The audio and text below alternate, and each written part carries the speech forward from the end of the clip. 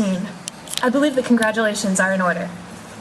After 13 years of lessons, of poor school lunches, of endless homework, you finally did it. In just a few moments, you will walk across the stage, shake a board member's hand, and receive your diploma. You will then shift your tassel from the right to the left and toss your cap in the air. You will go home to graduation parties and thank God that high school is finally over. But what then? When the parties are over, when your cap and gown are stored in your closet, what will you do? When I was in elementary school, I remember logging onto the school's computers using Milone 13. My first initial, my last name, and the year I would graduate.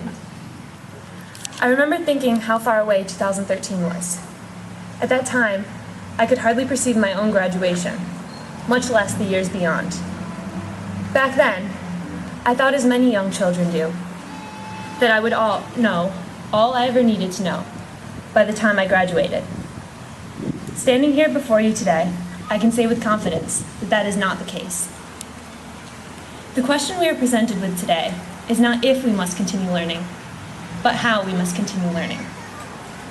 Over the past 13 years, we have lived in close proximity to many individuals who care about us and force us to learn, whether we would like to or not. Now, however, we are on our own.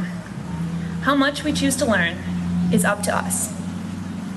The easiest way to ensure that you continue learning is to find your passion. Find something you enjoy and do it. Put your heart and soul into your work and hold nothing back.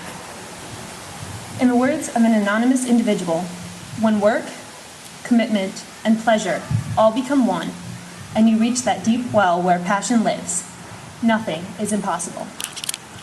It is much easier to learn if you want to learn. And the best workers are those individuals that love their jobs. It's much simpler to illustrate a concept with an example. And the first person that comes to mind is Mrs. Mosman. There's no question that she has discovered her passion in becoming an English teacher. She comes into school on weekends to grade papers, attends athletic events to support her students, and is always willing to read anything her students write. That's work, commitment, and that's pleasure. Finding your passion will probably prove to be quite difficult. A few of you are very fortunate because you already believe that you have discovered what you love to do. Some of you have been